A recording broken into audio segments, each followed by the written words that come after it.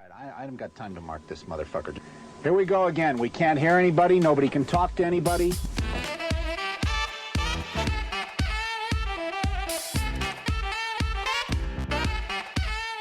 You guessed it, Pressure Points with your two favorite hosts. I'm D, and this is my Super Smash Bro AJ. We're coming at you with Season 5, Episode 39, The Prime Supremacist of South Africa. I'm talking about Apartheid, so stick with it. Find us on Instagram and Twitter at PointSoPressure. Let's get to it, Cutie Pies.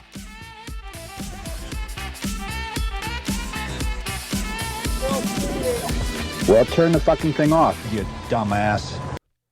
Perfect timing. Yeah, fucking on point. Ever since we got this new program, Everything's I'm been fucking smooth. killing it with intros. Unfortunately, your intros can't carry an audience. Yeah. No, I'm just kidding. Yeah, right. They don't bring in anything new. All right, well, welcome back. Last week was a little crazy, but we're back on our regularly scheduled non-live episodes. So here we are. We're here. Yeah. Sorry, I was looking We up did it. something. You're good. A term that you're fine. a term that I heard earlier today and just remembered. I don't know You're what it means. okay. How was your week? You know, it was not bad. Yeah. You know, just kind of. It was a slower homework week. I didn't have a clinical last Saturday or yesterday, so that was nice. Oh, yeah. Yeah, we had a we Manchurian had- candidate. I was hoping we you had would a little, remember little that. mandate on Saturday. It was nice. We Got some went- metal bowls. We found Yeah. an oyster cross. Yeah, Jesus Christ. So, AJ and I, for the first time in I feel like it's been a year. It's been a hot minute. It's been like a year since I mean- we've fucking done anything, just you and I together. Yeah, pretty outside much before of the house. Yeah, because I mean everything's just It was been before you working moved on to the Salt basement. Lake. Yeah. which was a long time Yeah. ago. Well, no, because we went and had we had dinner with Thomas from New York, but I mean, Oh yeah, but other than that, Yeah. like that's all we've done everything else since is COVID, just, yeah, pretty it's, much. It's just been Or in the basement house. or we're with girlfriends and wives. So, yeah, it was fun. nice, yeah. Went to throw Got some sushi. some thrift shops, got some sushi on the company dime. It was a Pressure Yeah. Points meeting, so it's a business expense. Yeah, the IRS will. Yeah. If you're listening, IRS. But yeah, it was a grand old time. Got up to some shenanigans.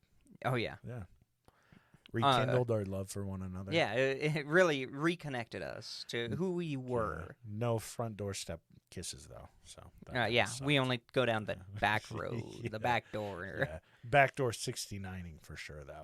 Oh yeah, You don't duh. need a kiss to get ready. For We one just of go those. each of us mouthful of ass.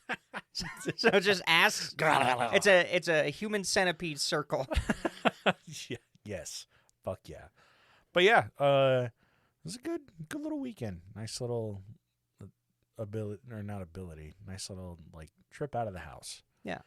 So for those of you who are subscribed on Patreon, we uploaded October's episode on November 2nd.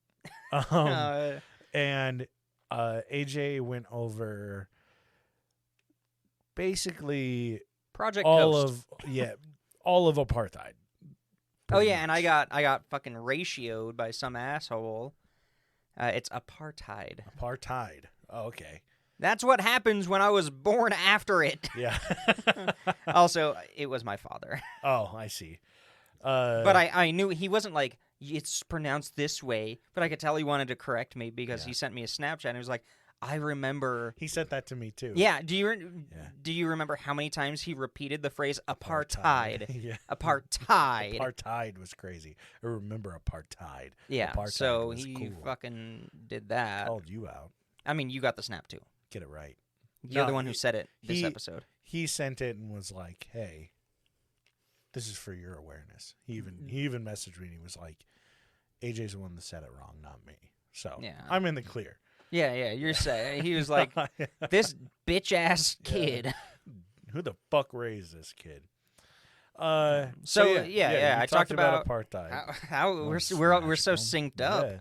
Yeah, apartheid and just some of basically the biological weapons program of the South African Defense Force. Yes. Which The is way SAF. cooler than U.S. Air Force. Yeah, USAF. U.S. Dumb. Navy. Yeah, stupid. U.S. Army. Boring. Lame. Defense Force. Yeah.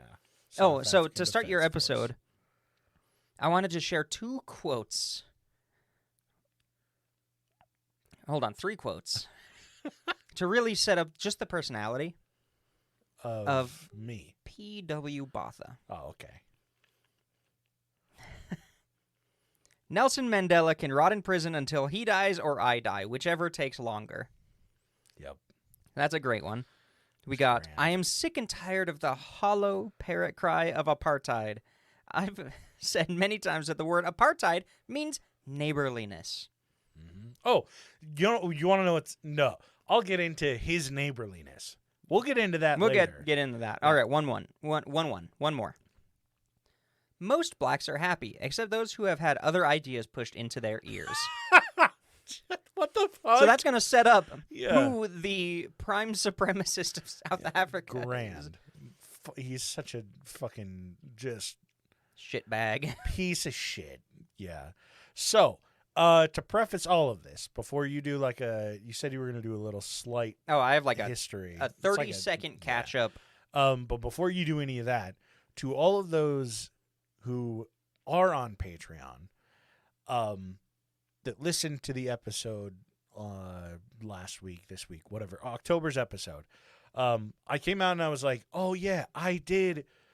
Like, I've read about Botha. Oh, this guy, I know this guy. Like, I've read about this and I know so much about it already. Here's the thing.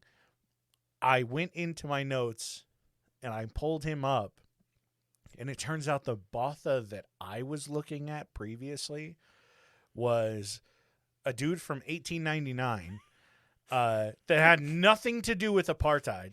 That's Hold 90 on. years early. I know. The other thing is that I've read about another dictator that was in Ghana in the 70s, like same fucking time period. He was in Ghana and he did mass genocide, and I will do an episode on him. But I recognized the name and I recognized African dictator, and I was like, oh shit, those are the two.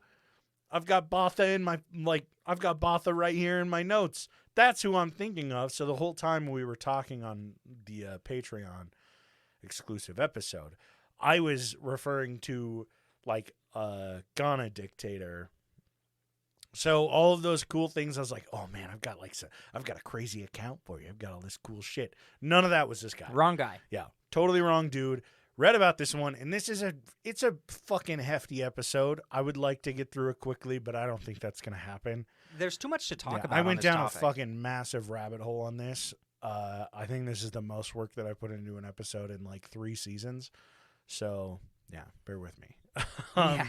But yeah, go ahead and take it away with apartheid. So pretty much, it's it's another L for colonialism. Really, like early 1900s, it started to get worse, and apartheid it's just legalized segregation, like more so than God. was really seen in a lot of I areas. fucking love nationalists so Oh, much, yeah. right? Jesus. And then in 1948, the Nationalist Party won the election and basically took power, very similar to Adolf Hitler's rise to power. Essentially, they got elected, and then they seized power, and there was already some laws about segregation. They took the 10% amount of laws and went 110%. Yeah, like, they went amped it all in. up. And it's, it's as shitty as you'd expect it to be. Like, horrible segregation, people not paying you the same based on the color of your skin, and it affected refusal to even consider you a citizen of South Africa, the place where your family has lived, where you're since- currently living. You have that, Yeah. and where you have had family for generations from before this government. Yeah, like, exactly. It's just completely. It's crazy to think about how intense it was. Like, you think about America in 1948. We had not gone through the civil rights movement, Yeah. but we had gone through the abolition of slavery. So it was kind of in that gray area where in a lot of parts, especially in the Deep South, it was really shitty. Mm-hmm. But it was But still it better. was still better Yeah. than apartheid pretty much at any point. Like, yeah. And apartheid also, this isn't like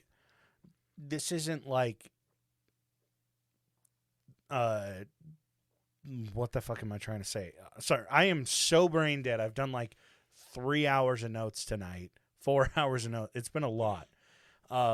But it's not like the rise and fall of Nazis in Germany. This is over the course of like borderline 50 years. yeah, officially the count started in the early 1900s, so about 100 years, Yeah. if you want to go official. But since the Nationalist Party takeover, yeah, about 40 to 50 years. to like 1948 to just Like 91 before or something? the Or I think it 89 or goes something? into 1990. Well, it goes into like, it, but just I think touches like it. I think it's like 1990. It's like it's August the 1990. the president or something. after this guy Yeah. began Yeah. He's the the one that end of starts apartheid. the end of it. So Um, late 80s, early a 90s. lot, like 40, long-ass 40 time. almost 50 years. This shit goes on for a long Somebody who was a fucking kid time, when the yeah. Nationalist Party takes over could be dead or very, very, very old by Yeah. the time this ends.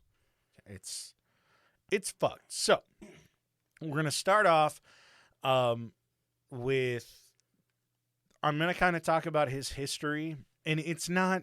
The thing is, this episode is very different from what I usually do because generally I do this cool like storytelling of an event. This is just You're doing it in my style. I was telling AJ that it's like for me it's like telling about the Reagan administration and why they were fucked up, and at the same time trying to do it I'm fucked up about It's how new. I did my notes. It's New very style. new to me, but bear with me. So, P.W. Botha went to the University of it's called Orange Free State, and it was actually one of the first universities in South Africa. He started at one, basically like did his generals there, and then he went to Orange Free State, and that's where he started studying law, and he dipped his toes into politics, and he was like, okay, I'm going to focus politics now.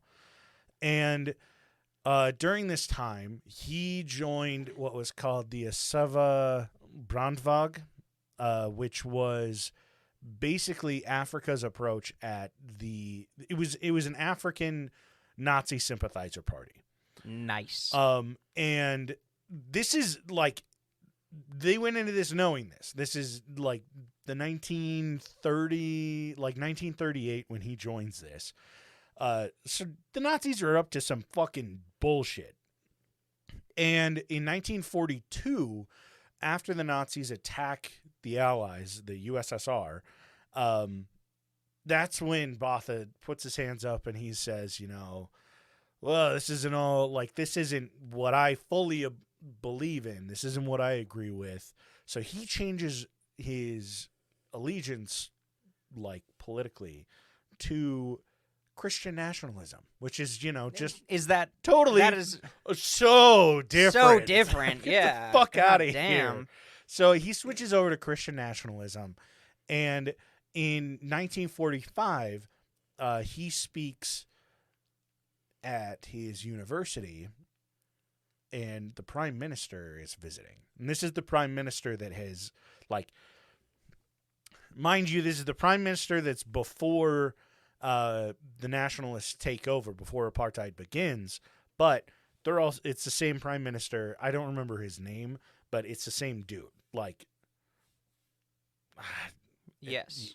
It's hard to explain, but yeah, same guy is visiting, and Botha speaks during this event, and the guy, like the prime minister, is like, "Oh wow, he's very well spoken. He's very racist, fantastic." He really, what he's saying really resounds with you personally, D. Yeah. Christian nationalist. Yeah. Yeah. Yes, I fucking love Christian nationalists. So the prime minister prime minister hears him speak, and he's blown away by how well-versed Botha is already. And so he ends up taking Botha to the side after his speech and offers him a position within the Nationalist Party. And he gives him basically the the National Party organizer in Cape Town. It was also seen as the national, basically the person that's over the youth in. So like in the Hitler nationalism. youth leader. Pretty much, yeah. Essentially. That's a perfect explanation for it. So, he gets offered this position, and he works with the Nationalists for 20 years, until 1966. Apartheid had begun in 1948, like you said. And over these 20 years, from 1946 to 1966, that Botha is in politics, he's with the Nationalist Party, and he's bouncing from position to position, just working his way up. Sucking dicks left and right. Only white ones, and getting to the top. So, in 1966, though, he becomes the Minister of Defense.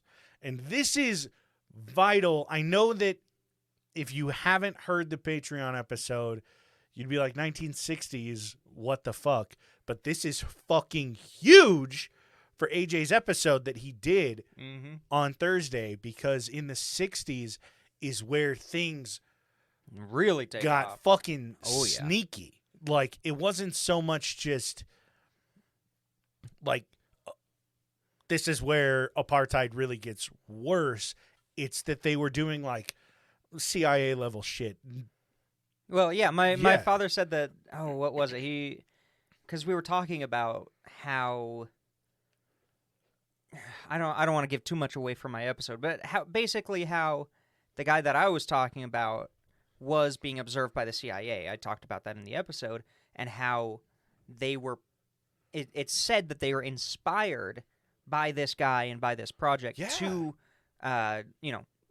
introduce crack to the inner city, targeting black people. There's an entire point there, and he always said that the CIA was never conspicuous.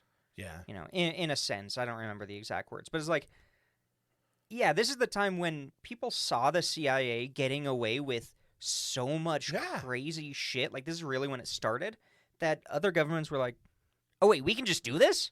We can do this to our own people? Early 1900s, oh, that's ghastly. How dare you, test upon your own people. And then Adolf Hitler does it, and then everyone's like, oh, everybody in the intelligence community, is now just related to the Nazis because they scooped them all up. As long as we can keep the press out of it, we're fine. Yeah, the exactly. CIA.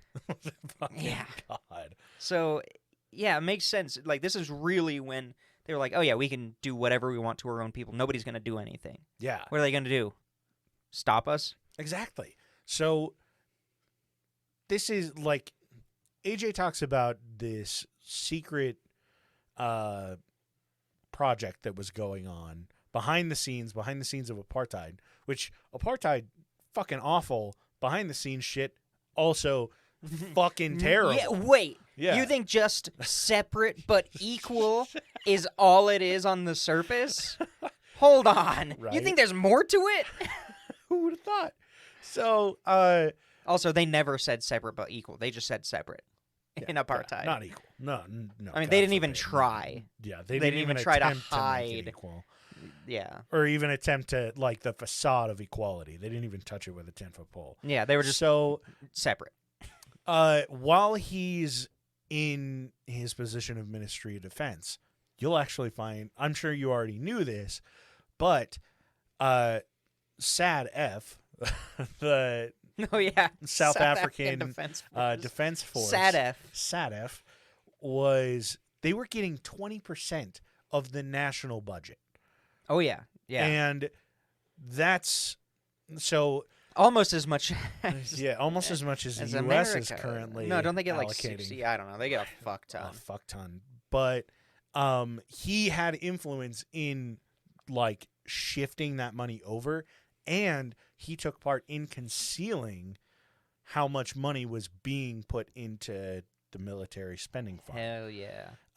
So Black projects with laundered money. For real. They really they must have had CIA plans. Yeah. Like the amount of easily. parallel that was happening, they must have been working with some CIA folks. It would not surprise me one bit. So just it never ceases to amaze me when someone that's over like defense, like Secretary of Defense, fucking Ministry of Defense, whatever, when they get into positions of power, it's so obvious where their focus is going to lie, right? Yeah. Obviously they know one fucking thing, and it's the military. They know, like, that's their their fucking public, like, that's their public opinion. Like, yeah.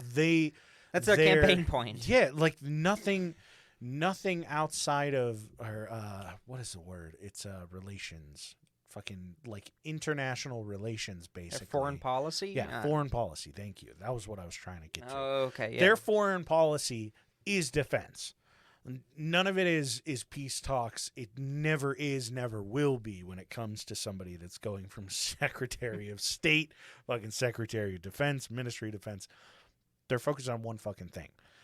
So in 1978, good old P.W. Botha manages to slip his foot in the door and become his party's candidate after the, like, go-to, the favorite. Yeah, the previous dude, Yeah, the right? previous was he was caught in a propaganda scandal and forced to resign. So Botha comes in, he steps in as a candidate, and he wins like 78 to 72. It's close, but the lady that he's going against also took part in that propaganda scandal, and so that's where she gets fucked over there. But she would have been just as bad as him. I was gonna say, is she also Yeah. just a Christian nationalist? Yeah, she's just They literally. made it illegal to be anything Yeah. besides. Serious. Like that's another part of the apartheid was if you just said, I don't think the government's being run very well, you Dead. could be dead or in prison. You're gone. Yeah. So his big focus, like his whole thing when he comes in as prime minister, is he talks about self-rule for black natives, which is, it's new because in 30 years it's been like overrule for black natives. You don't have a say. So Botha comes in and he goes, you guys now get to kind of choose what you do because we're making you your own thing.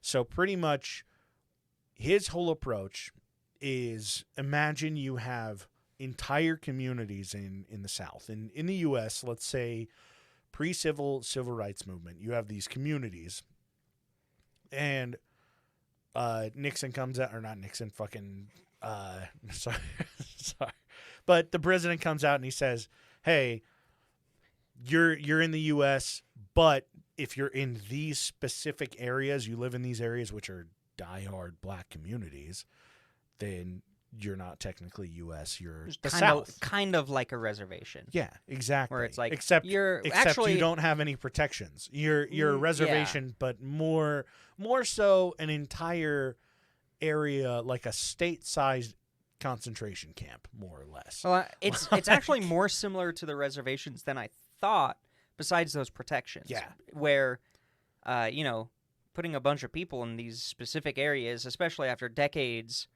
of segregation. And they know exactly where they are because of those And decades of yeah. segregation. You read about most reservations in the United States are rife with poverty and alcoholism and mental health issues and just physical health issues and so many problems. So it's like, yeah, thanks for giving us this land so we can, self-rule. I don't know why it really sucks that you put us here after there was a nuclear waste dump on it.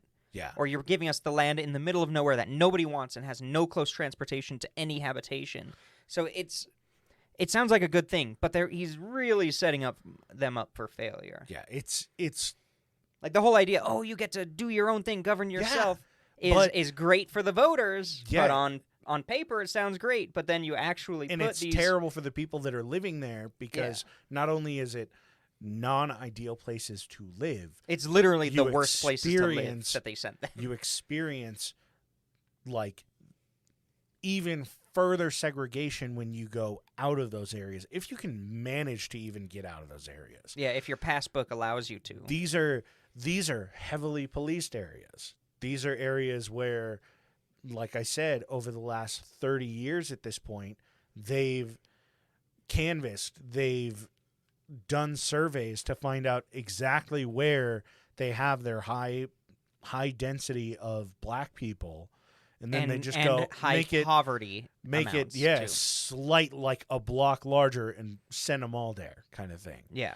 So reservations is a phenomenal comparison to it, except like we said, no protections. Imagine if you lived on a reservation, but you weren't really given your own police force. You were given the FBI as your police Jesus force. Christ. Free Leonard Peltier. Yeah, like it's militarized police forces that are staying here. Yeah. So, And they are being ruled by Hitler. yeah. And Like so, that's pretty much it. So he comes out with this self-rule, and it's kind of, for a lot of people, it felt like a breath of fresh air because this is new for apartheid. This isn't. Well, I'm sure a lot of white people were like, yeah. Get him out of here. And at the same time, black people, it was the whole thing with Botha that I've picked up on doing all of these notes is that so much of it is the illusion of equality.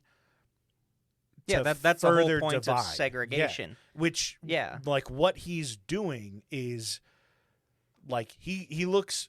It's tough. I watched a couple videos because I was just like, "Who the fuck is this guy?" Like, I was having such a hard time grasping all of it because it was very difficult. It's like reading an entirely new set of laws. Like, it's just like, what the fuck is apartheid? It's tough, but I watch all these different videos, and so much of it is this fucking propaganda machine. Still, there are people that are in South Africa that are black that defend him. And it was like, what? Like, it was so hard for me for the first, like, 20 minutes of this, of doing research. I was like, wait, what the fuck did he do wrong? And then I would read further into his policies, and I'd be like, holy shit, dude. Yeah. So- If you go to his Wikipedia page, he doesn't sound terrible. No, Like, no. They put forward a lot of the big stuff is the concessions, the compromises. Yeah. That on paper look good, but in execution Yeah. lead to executions. Yeah, with the rule of law and with the people that were working under him, the leeway that these laws are allowing and the further racism that's put forth by those laws, like, it doesn't show on paper, but it was going on. Yeah, So- it very much looks like they also skim over the missiles, but I'm Yes. sure you talk about that later. But yeah, it very much on paper just looks like, oh, he's making concessions, he's helping lessen apartheid. Yeah. When in reality, the results of those led to increased It dug it segregation, so much further. increased violence, to the point where, I mean, if you listen to the episode, apartheid ends very soon after this dude. Yeah, because of how fucking bad it got. Because of how bad it got. I was reading a paper that was written in 1988 about apartheid, and they were saying that up to like, what was it? It was like up to 93% of young black people that they interviewed, they were from a different country coming in and conducting interviews.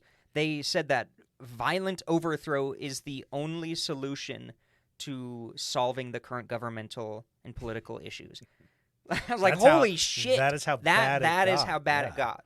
So I'm glad you went into it because it's on paper, he doesn't look like the worst politician out there, but he did some terrible shit. So, yeah, he brings on this new self-rule. It's just a facade of them leading themselves so that they don't have to budget they basically don't have to budget for these areas now because they're like, oh well, they're not in our jurisdiction. They're ruling themselves. They can collect their own taxes. Yeah. So he still keeps the power in the hands of the white government. Obviously, why the fuck wouldn't he? He's a nationalist. Yeah, if he actually wanted to make concessions, he would allow black people into their Congress type thing, Yes. whatever it was called. That hasn't even hit yet. We're still 5 years away from when he makes that. Yeah, that So thing. he works a lot with mixed race communities and Asian communities. Now, the Asian communities that are in South Africa at this time are they are Indian Asian. Yeah. Overall Indian. Yes, these are immigrants, but most of them are like years and years of like they're generations of people that were brought here by the British because they were sold as slaves. These are the Indians that are in South Africa aren't just this isn't like They went there for vacation and wanted to move in. Yeah, and they're like, we're moving here now. We're migrating over to South Africa. Mind you, some may have been that. I don't know why the fuck you would want to migrate to South Africa during well, just apartheid. anytime. Yeah, but you know what? Pre 1860, I would probably I'd want to go visit South Africa. But yeah, these are slaves that when Britain took over India, they were sold to South Africa as slaves. And then you've got, like I said, mixed race, which a lot of mixed race in South Africa aren't black and white.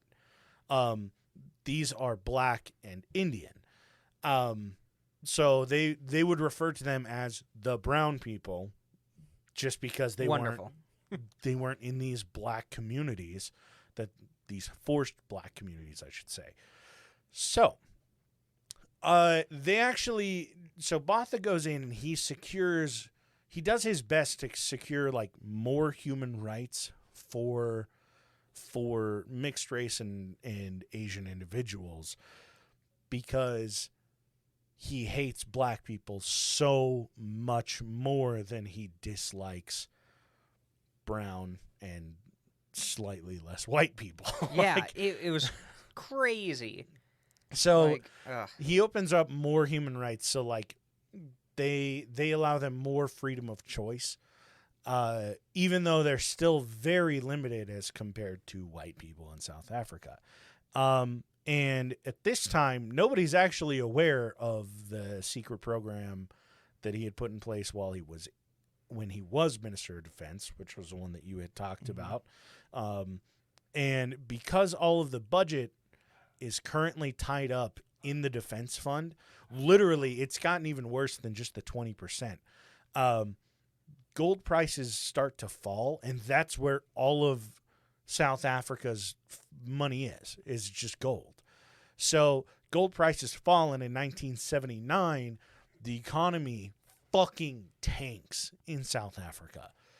And so, I mean, what do you do when all of your money is tied up in military budgeting, and the other 40% of your funding, like the economy drops, and so you just switch it and you say, hey, 100% of our funding is going into military spending.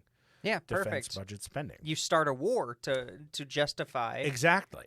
the spending. Yeah. So the influence of resistance groups begins to kind of grow, which this is the NCA, I believe it was. Yeah, NCA.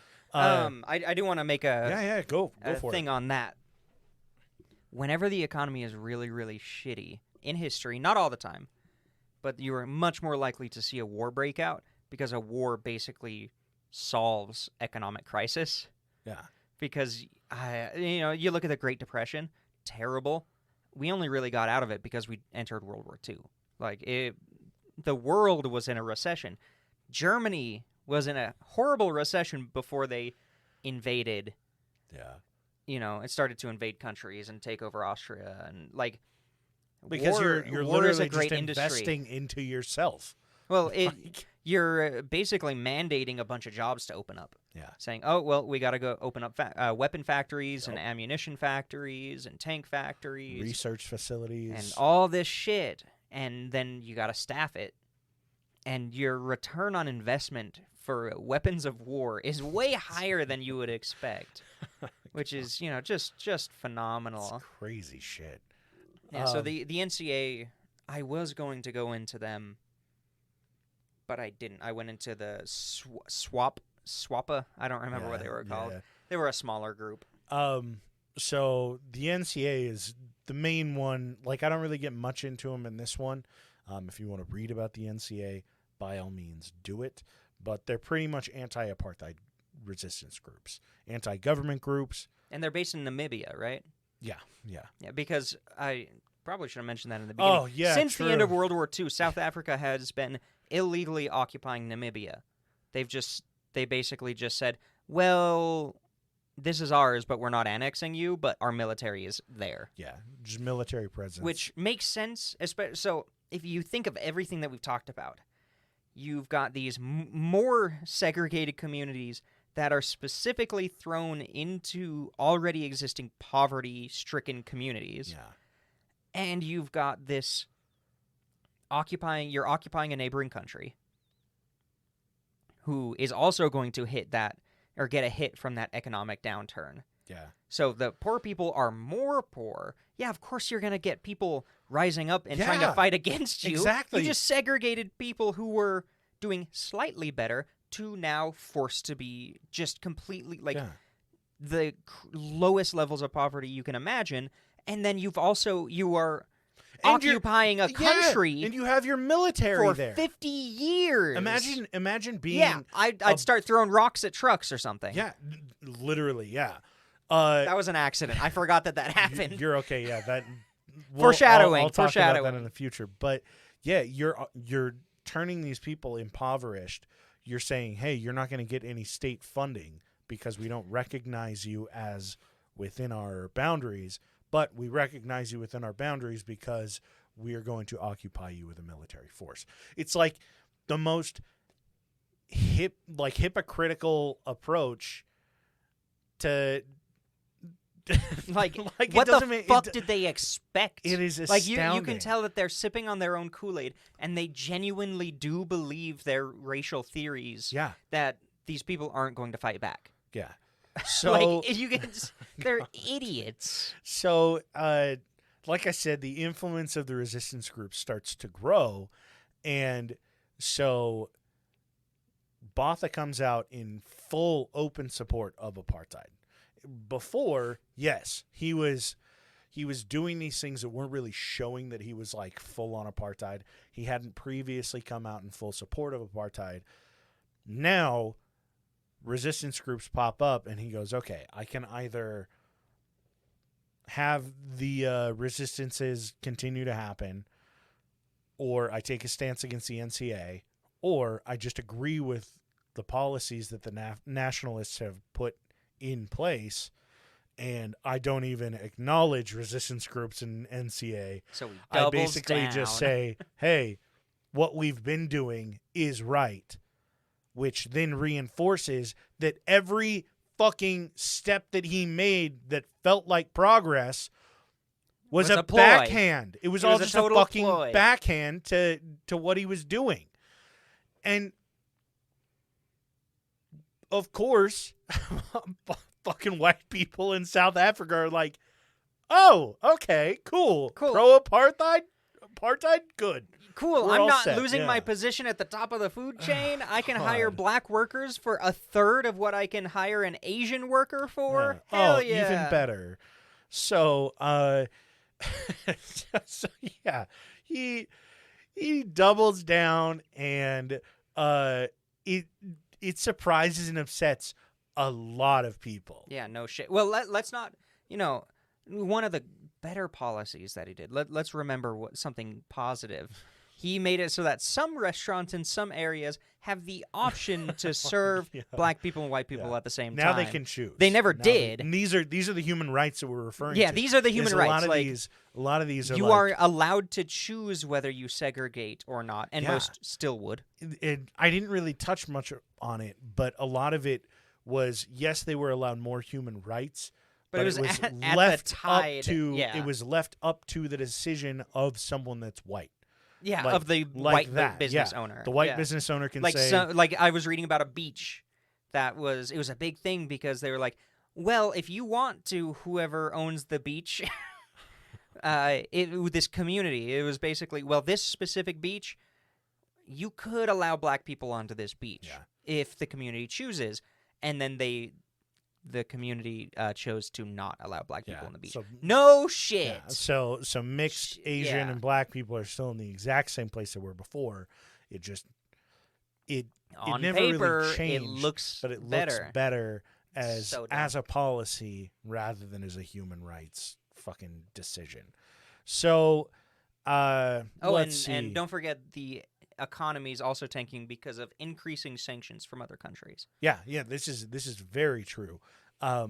Even neighboring countries are starting to distance themselves further because, actually, I'll get into this just in a second. Okay, cool. So, let's see.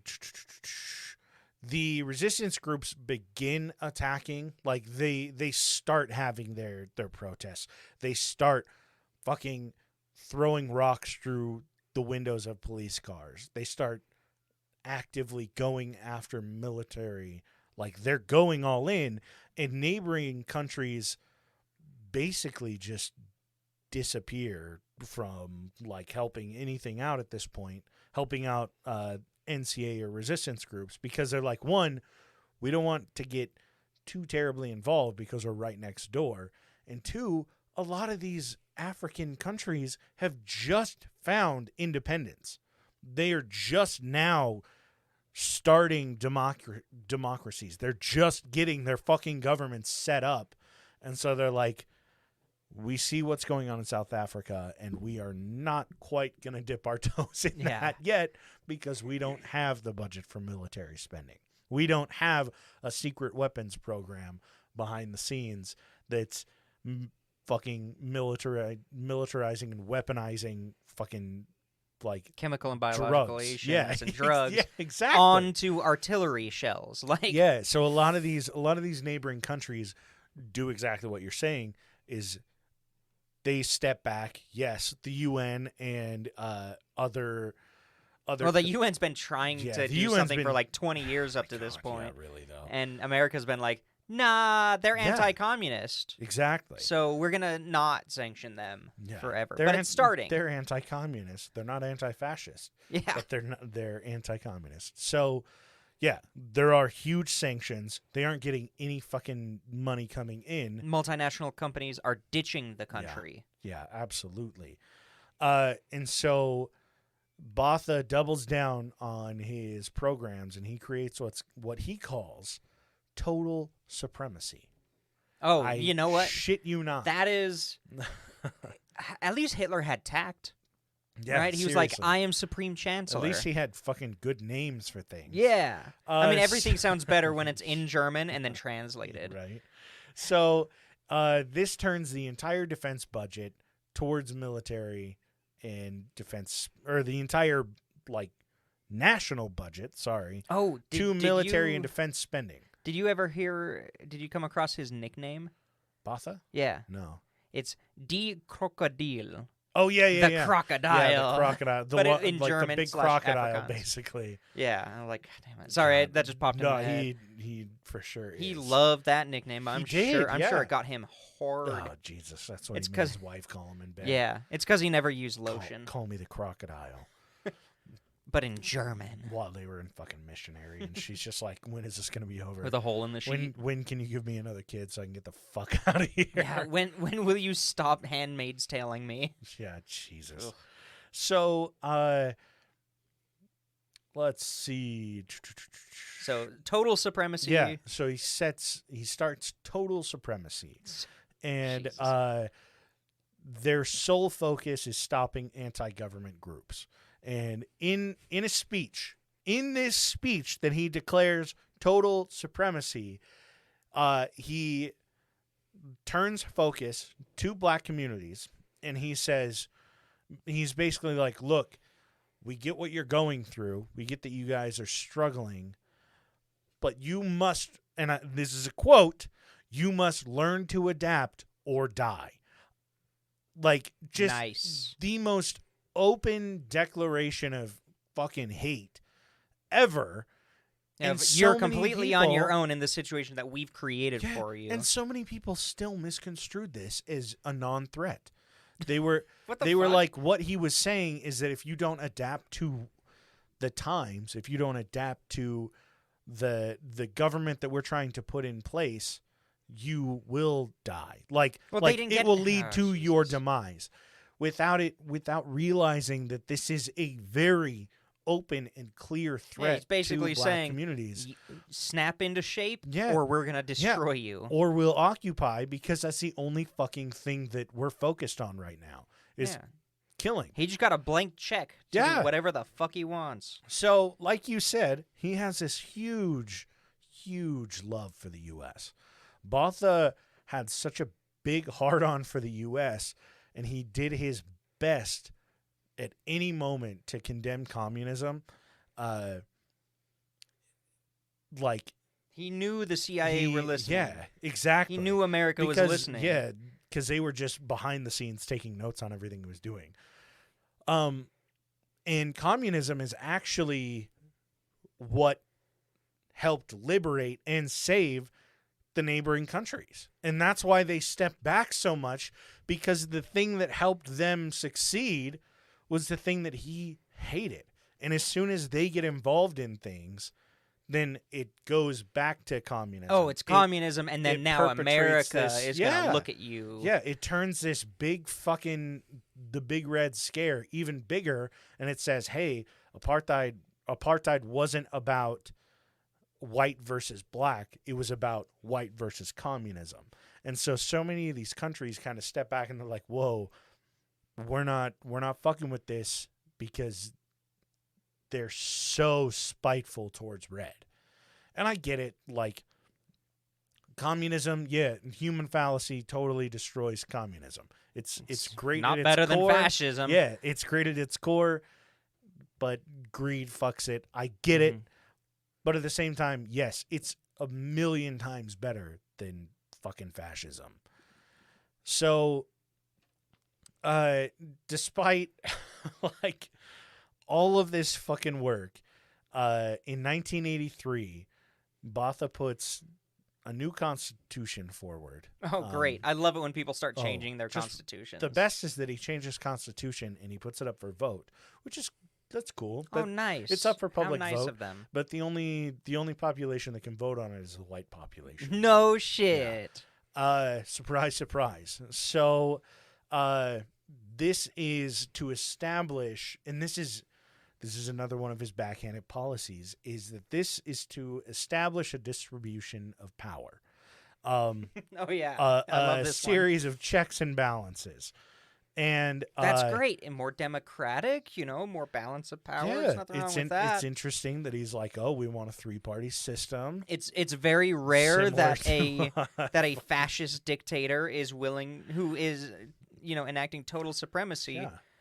will be okay with splitting power, right? Yeah, totally fine. So What a good guy. he sets all of this up. He creates 3 parties, and it's separated so that it's the whites, the coloreds, and the Indians is how they separate it out. The coloreds are the mixed race, not the black people. The Indians also does not include the black people, because what's their whole thing? Well, the black people aren't technically South African, so why would they have any say in our laws? Jesus. So he splits played the this long into con. he splits this into a 3-party system, and he goes, okay, well, we're still splitting it by fucking race. Like, what are you solving here? Oh, and didn't the white group have the power Yeah. to veto anything from the other two? So pretty much the entire setup is that all three chambers before consideration and it wasn't just laws. Like regular laws can just go they're above all of that.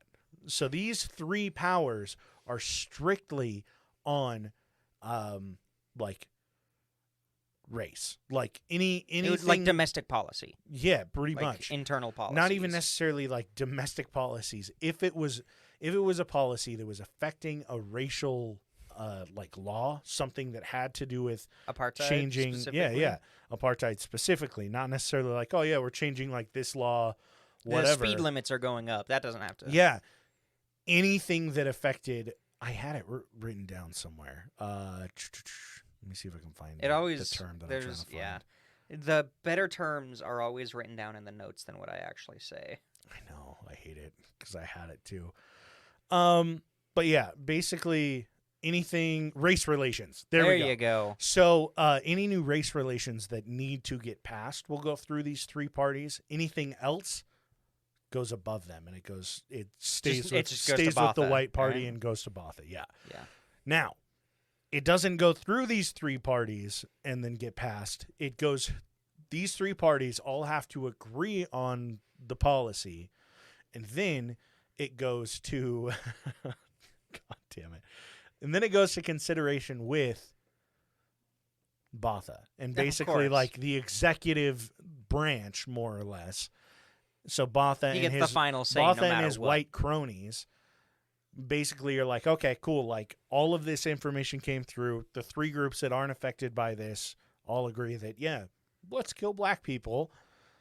And Botha gets in and he goes, okay, cool. Yeah, like that sounds good. Or it gets through all three houses and they say, you know what? I think that we should expand the area that black people are able to stay in. All three groups agree to it. It gets to Botha and he says, no, vetoed, kicks it out.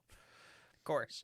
No shit. It's like, it's so stupid because it's like they have a democracy, but with a dictator that's still in power. And it makes no fucking sense whatsoever. This is why it was so hard to do fucking notes on this. Yeah, because everything's fucking upside down and backwards. You'll get people who are like, well, they allowed for a more democratic process. I mean, not really. He still had total control. Yeah, it didn't fucking change It's so anything. good for propaganda. It drove me nuts doing this because I was like, wait, what the fuck? Because, yeah, really, everything positive has a backhand to it. So they end up closing the prime minister position. Oh, yeah, sorry. This passes. Oh, yeah. The white people vote on it. The constitutional amendment, they're like, yeah, cool, this is great. It passes. This happens. And they end up closing the prime minister position because why the fuck would you be a prime minister when you could be the president of South Africa? It sounds better, right? Yeah. When the UN says the president of South Africa, not the fascist dictator prime minister of. Yeah, and it's a rebrand. It's a rebrand, but to make it seem like they've actually started democracy. in South Africa. It's to make America like them, essentially. Yeah, like literally. That's pretty much it. It's to make America like them and to come off as a democracy instead. Yeah. So fascist rebrands on this week's episode. So, let's see. I already talked about all that. I went over. I have all my notes, but I already talked about all of it with. Yeah, so you got to catch up. Make sure you didn't miss anything. So Botha's now president. Yeah. So Botha, as president, he comes out and he legalizes interracial marriage, and he legalizes interracial breeding. Yeah, I hate that term. I hate it too, and there was a word for it, but I was like, I don't know what coitus. Procreation. Yeah, interracial procreation. There we go. That sounds better than breeding. I know, but yeah, I get it. But yeah. So he legalizes these two things, and it is fucking massive. Yeah, it's a big deal. But this is also to further stomp out black communities, because they're not going to be able to get into these communities that have Indians and mixed race individuals. Because the mixed race individuals that we're talking about are white and Indian. they're not. Yeah, so black they and basically Indian, black and legalized white. interracial marriage for the mixed and the Indians. Yeah. That's it. Like, Okay. yeah, Great. They're like, you guys can now procreate with white people. Congratulations. And this comes off as huge. Yeah, you hear interracial marriage, but there's not really going to be an opportunity for black people to get married because to they're anyone that's stuck not the same race as them. Segregated in their areas. Exactly, because of how they're fucking segregated. And that was the other thing that I struggled trying to find was information on this law, because there really are people that held it in such high regard.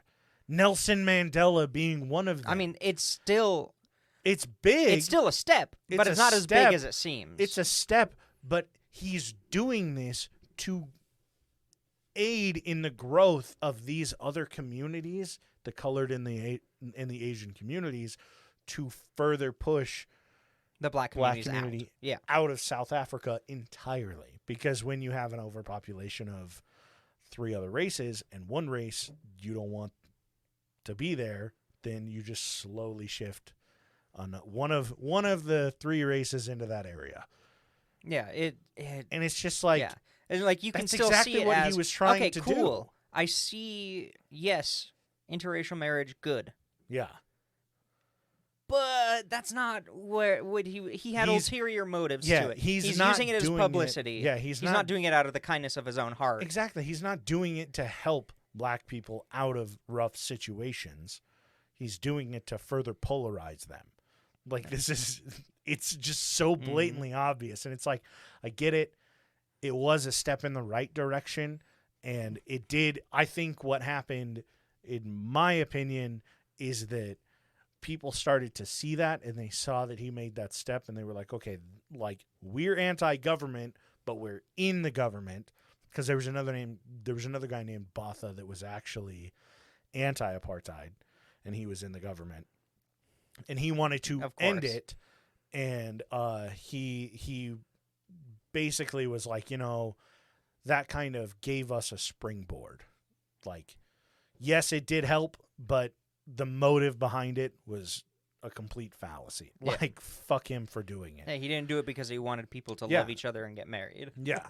It's the illusion to the rest of the world that these things are being legalized, that we have these 3 parties, and that the like marriage between races is accepted, when really and the sanctions USA senpai, it's just fucking headlines. That's all it is.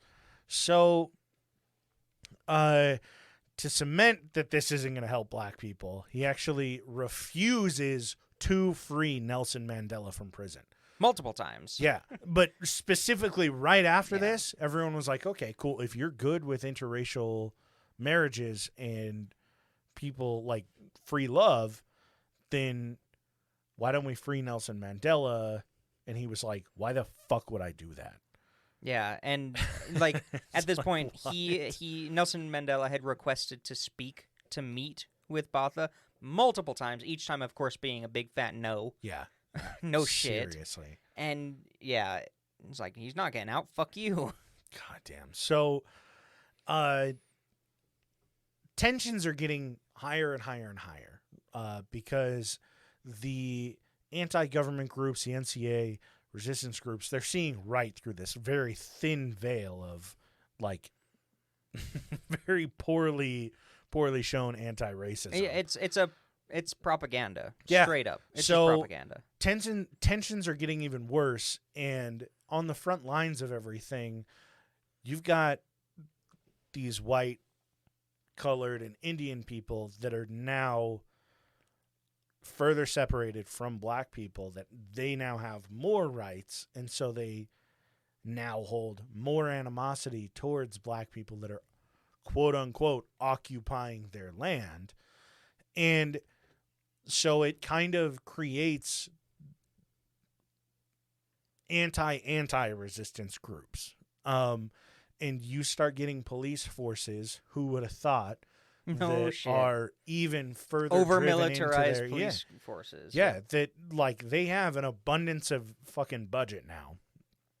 And so all of the police officers now have fucking AKs and shit. AKs. Yeah, it's Ford Rangers with machine guns on the back. Yeah, right. So, the police end up acting further on this racism, and we have what's called the Trojan Horse incident, or the Trojan Horse massacre. Now, what had happened is there was, on this block, tensions were rising. There were a lot of black people that were protesting. They're fucking rioting, and I don't blame them. And so the police, well, not even rioting. No, they're not rioting. They're protesting in the street. Like, they're just out in the street fucking screaming, trying to get awareness, trying to get people fired up to go overthrow the government, because hey, this isn't cool. that's the easiest fucking thing to. This it's is the only way this that's is the going only to thing they can overturn do. this. So they're getting fired up, and police show up, and the press is there. It wasn't really an organized event by any means, but because of what was going on with apartheid, the press were in the area. Obviously, because this is going to be selling like hotcakes in the news. Oh, yeah. So, up to this point, a lot of people in the rest of the world don't quite know or understand what's going on with apartheid, because it hasn't necessarily come to a major head. All the articles that they've been hearing is that it's getting better. Well, yeah, because That's the US all they loves hear. It. Yeah. Because Is the the U.S. is like, articles. okay, cool. Like, they're Interracial getting marriage, further anti. They can have kids. Yeah, and they're getting. They have the right to further- self-govern. Yeah, they're getting less or they're getting more anti-communist. They're rooting out communists. It's this big thing in the news where apartheid is getting better, but it's all just like It's propaganda. yeah, it's just all just propaganda pieces that are being put out. Meanwhile, you have journalists that are down there that are trying to find footage or stories to send out, but it's so hard to relay that information without knowing all of the intricacies of apartheid, which isn't getting out. Yeah, there were rumors going on that ended up being true, that there were just, if you were just in the wrong place at the wrong time, even if you were in where you were supposed to be and you were black, you would just get scooped up and sent to prison. Yeah. Or a work camp or Yeah. whatever. Like, there thousands and thousands and thousands of black people were just scooped up off the street, just walking home or Disappeared. doing whatever, Yeah. and went into prison for Jesus. nothing. Never had a Fucked. trial, never had anything, So you've got like journalists, when they would see tensions start to rise, I mean, they still do the exact same thing. Some of them start pulling out their cameras. Some of them start going over to individuals that are watching, do interviews, and police presence starts showing up. You get a couple police cars that are getting there, and the NCA basically, they start throwing rocks at police cars. So like, get the fuck out of here. And correct me if I'm wrong, but from what I was reading, I didn't read a lot about a lot of these smaller protests, but a lot of the groups, when they were just, a group in a community who were going to go protest, would just say, yeah, ANC or whatever. yeah. Like, a lot of them would. they're not actually part of an organized thing. It's very much like Antifa nowadays, where it's not is a hierarchy. Is it ANC? what I think I've been saying NCA? NCA, yeah. No, it's NCA. I said it okay. wrong. I was like, wait a minute. ANC is what's on my headphones. Oh. Active noise canceling. That's You're why. good. No, like, it's very much like a lot of the protests that have been happening in the United States, where it's Antifa, but it's just, you don't like fascists. It's Yeah, not an actual exactly. organized group. In most cases, there definitely was an organized group Yeah, of NCA, but a lot of these smaller incidents, I mean, in quotation marks, they're even they people were who- always blamed on NCA, no matter they're- what. They're groups that are, let's see, where is it?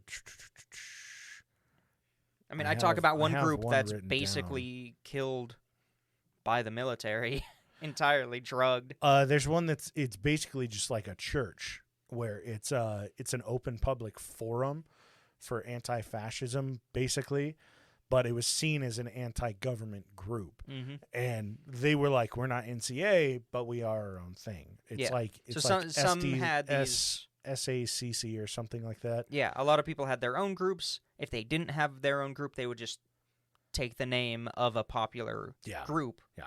Just to have some kind of make it clear we don't like you, cops. Yeah. So these anti-government protesters start throwing rocks at police cars, and journalists and reporters are just doing their best to collect all of the information that's happening in this area. And during all of this, while there are rocks being thrown, there's this big orange flatbed truck.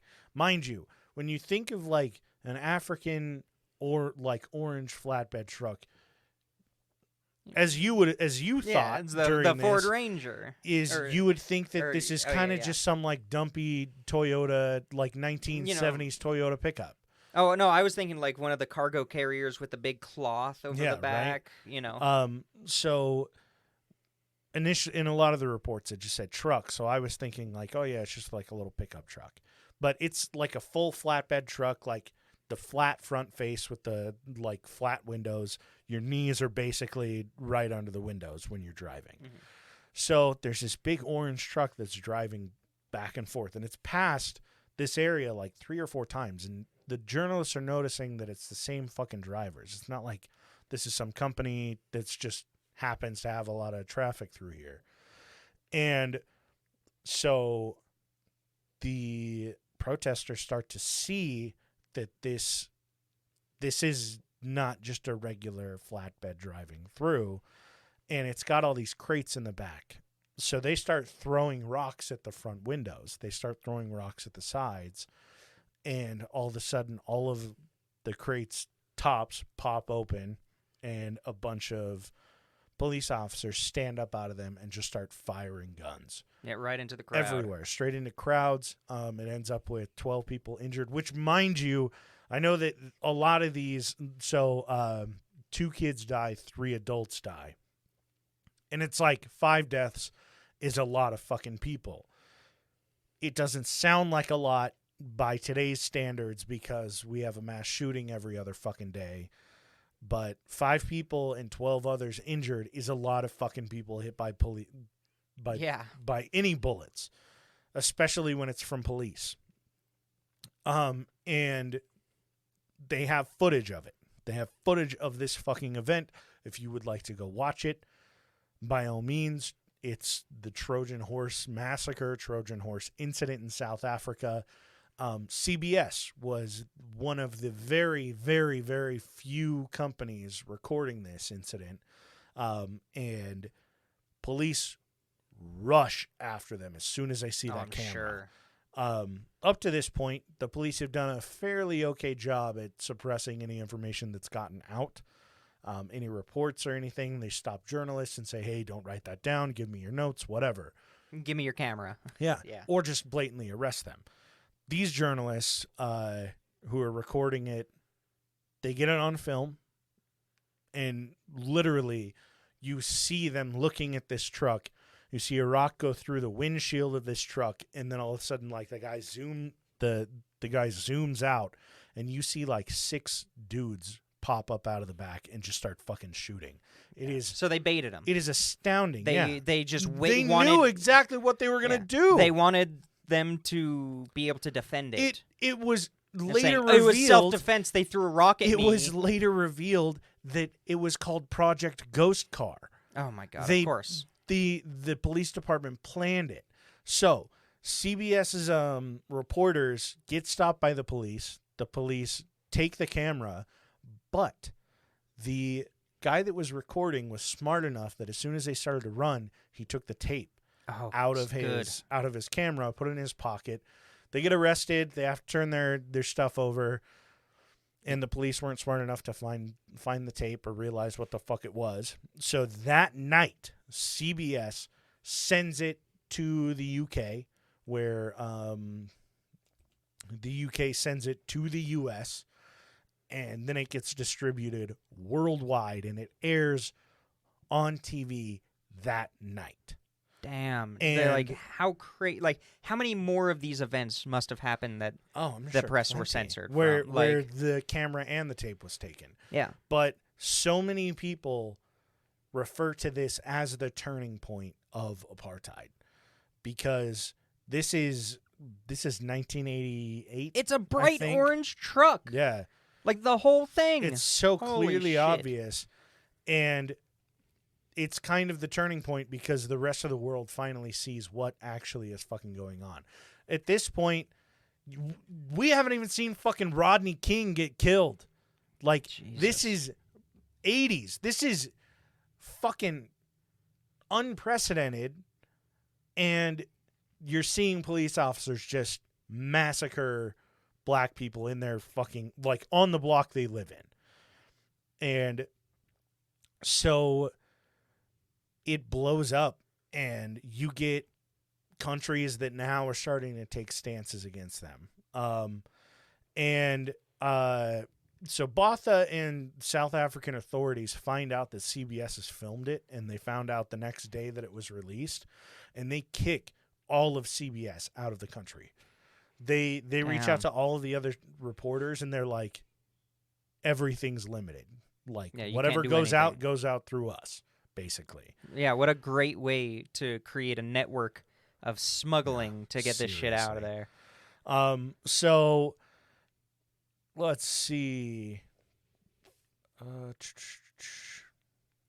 So Botha even goes as far as basically threatening black-led neighboring countries into not getting involved in South African affairs. He pretty much does a press conference, and he's like, "Hey, look, we don't do this." Are you watching the video? I'm watching the video. Yeah. They have shotguns. Yeah. Like, they are not... Yeah, dude. It's... And I'm not talking about beanbag shotguns. Yeah. This is the 80s. Yeah, these are... Some of them are just double-barrel shotguns. Yeah, like... Pump shotguns. That dude has a rifle. Yeah. Like, these guys were serious. Yeah. They are not aiming fucked. up above the crowd. They are aiming down into it. Yeah, it's fucking... One dude's not even in... No, there are two people not in uniform. The rest of them are. It looks like two dudes just on the street that they picked up. They're like, "Hey, you want to go shoot some black people?" Yeah. Sure, why not? It's fucked, dude. But if you can Jesus. watch the video, they don't really show, like... It's not like you see people's fucking faces getting you see the blown truck. off and You see the shit. truck. They're zoomed in on the truck. And maybe some people down after covered. I recommend watching it. It's worth it. They do a good report. So, let's see. So, like I said, Botha threatens other countries after this. He says, "Hey, you're not going to get involved, because if you do, we're going to have a bigger issue." And shortly after this, he orders fucking airstrikes in all of these areas. In all of these areas that he just said, "Hey, don't get involved," he starts fucking bombing them. Nice. And it's like, what the fuck? Like, what? Yeah, especially, and these aren't just military. It is ANC. God damn Is it. it? Yeah. Oh, hell yeah. I thought so. I fuck. wasn't sure. Yeah. It is ANC. But is he targeting neighboring countries? Yeah. These are neighboring countries. I know for sure he did Namibia. Cited, he bombed a lot of areas in there as well. Yeah, but these are like neighboring countries like what was it? Zambia, I think, was one of them. Oh, jeez. But yeah, these are the ones that I was talking about earlier. Yeah, who are just kind of not. They just barely figured all their shit out. He says, "Don't get involved. This isn't your fucking business." Oh, that's why it's called the South African Border War. And then because they probably did pretty much every country on the border. Yeah. So he starts fucking airstriking everybody. And these are like not just military; they're also civilian targets. Yeah, like, and what he's saying is they're going after ANC heavy areas in these countries is what they're bombing. But no, they're just throwing missiles into black communities. Oh yeah, that's where the ANC groups are because they're black, right? Shut the fuck up. It's God, dude, it's so fucked. So, let's see. And during this press conference, he also said South Africa has the capacity and the will to break the ANC. And they're just throwing fucking missiles anywhere where black people are. And these are all innocent fucking civilians. So, I mean, at this point, he starts, and mind you, before this, he has been, but now it's even heavier that he starts detaining thousands of people without trial. And the torturing and killing of others continues, but it's even bigger now because this presence has been fucking manifested even further by focusing the entire national budget on defense. So, in 1988, Reagan and Gorbachev have this summit where they're basically like, hey, what the fuck? Let's figure out this Cold War shit. We're both tired of this. And South Africa is actually one of the discussion points during this summit. And it's decided that Soviet military aid and Cuban troops will all be pulled out of Angola. That was one of the neighboring countries. With, like I said, they're a neighbor to South Africa. They, like I said, these places are getting their, like they found their independence through communism. So yeah, they were with Soviets. Like God forbid. So it's all constituent upon South Africa giving Namibia their control back, because this will allow the UN to supervise Namibia's fucking elections all over again. Like it basically gives the power back to Namibia, and South Africa has to just stop occupying, fuck off, and leave it alone, and stop being an apartheid state. So, South Africa initially agrees to this. It makes sense to. They're like, we're so fucked with funding. Like all of our national budget is gone at this point. Their currency was basically worthless because they're fighting themselves. They're not fighting another country. They're fighting themselves, but they're also being sanctioned by everybody. Yeah. So nothing is helping them. So it's like they're holding the knife and twisting it as the other countries are like, I'm not going to help you. You've done this enough. So 6 months later, Botha actually has a mild stroke just before a meeting that he's supposed to have in Namibia. And this allows for someone else to step in for the peace talks. And I genuinely think if he had not had that stroke, apartheid would have continued. It would have taken a lot longer to peter out for sure. He 100% would not have he wouldn't have talked peace whatsoever. And so it's a successful meeting in Namibia, and they come back, and a month later, Botha resigns. So in February 1989, Botha says, I'm like, whatever, if you guys are going to go behind my back and do this, I'm out. I resign. So this allows a guy named F.W. de Klerk to step in, and he's pro-reform. He's anti-apartheid. And as soon as it's announced who would replace him, Botha comes out and he says that he's entitled to be in power until 1990, and he now refuses to resign. And so he even goes as far to say that he's going to run for another 5 years. He's going to do another 5-year term at the end of his current in 1990. And so in April, he and de Klerk sit down and they come to an agreement that the transition of power will happen in September at the end of what would have been Botha's regular term. They're like, we'll switch, like we won't have an election or anything. I'll take over, and then we'll do the election like an interim election year, whatever. And so Botha's like, okay, sounds good. Now in August, 1989 was a shitty year for South Africa. Yeah. So in August, Botha resigns, and he says that de Klerk violated their agreement because he met with the president of Zambia. And he's like, they're planning an insurgency. And it's like, dude, you're out in a month. What the fuck would an insurgency make sense for? Yeah, that doesn't. So he resigns. De Klerk, and honestly, I feel like a lot of the Nationalist Party at this point were like, dude, shut the fuck up. And they all kind of cut ties. De Klerk takes power, and he ends up ending apartheid legislation, and he releases Nelson Mandela.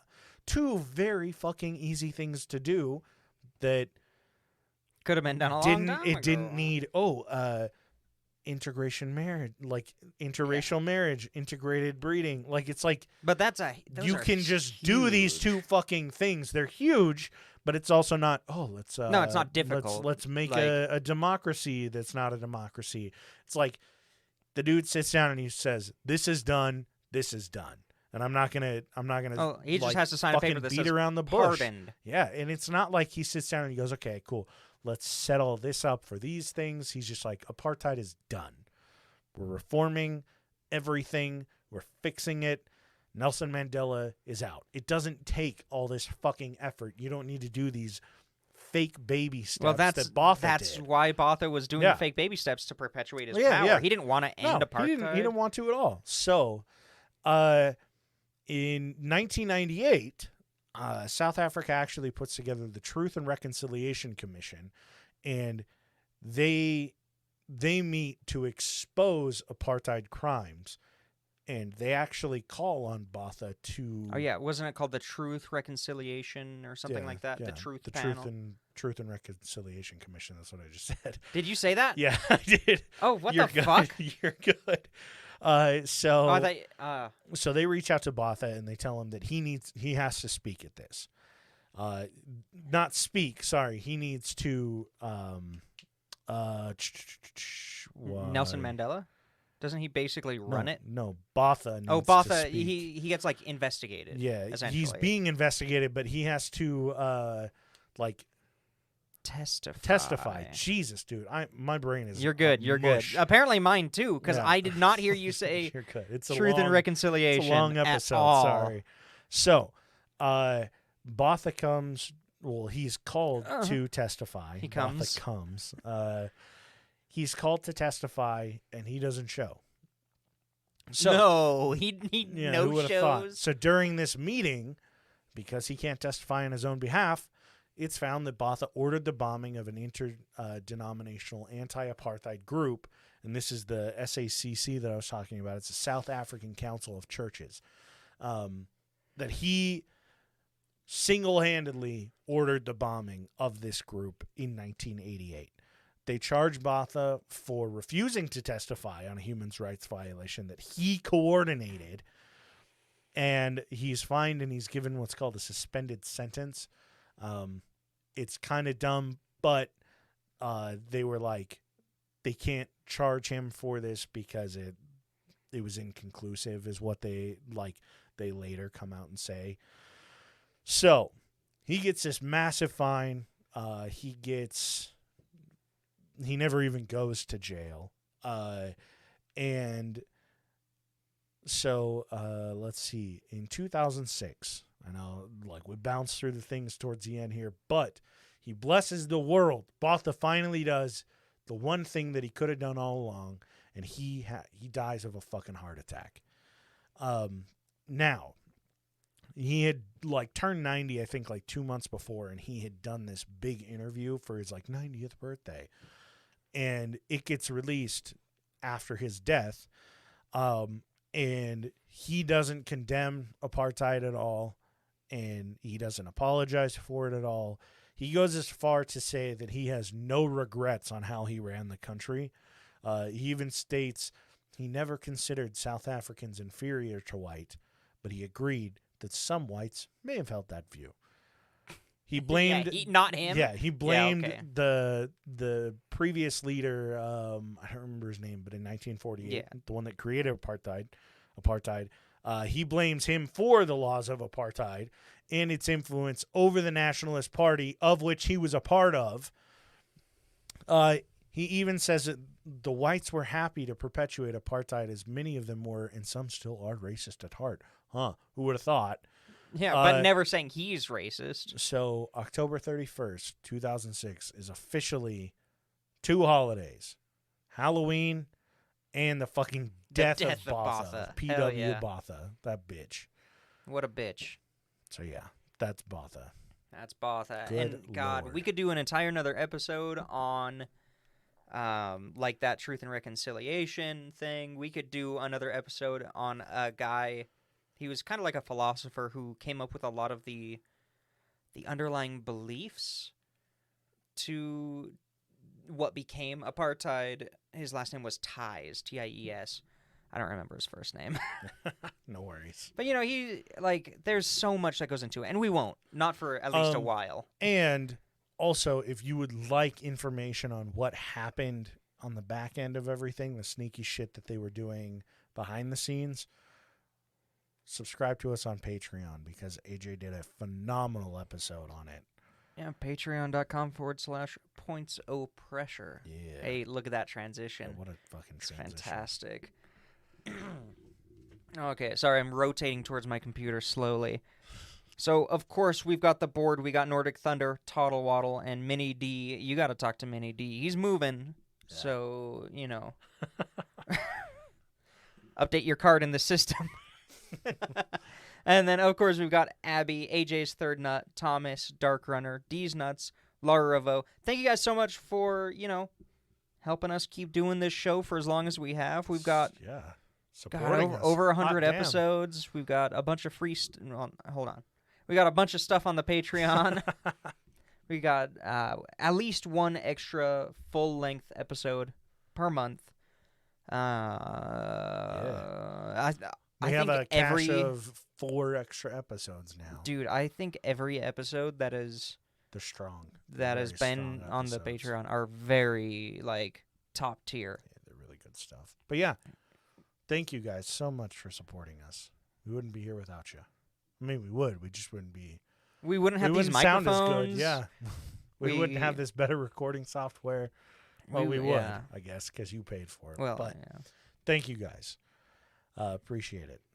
Yeah. So, as always, if you guys ever have any movie suggestions, TVs. If you have any Fucking- TVs yeah, if you have want any to send TVs me, you want to send over, by all means, reach out. Books, music, articles, show ideas, whatever. If you need somebody to talk to, reach out to us on Instagram and Twitter @PointsOPressure, and we will catch you guys next Monday.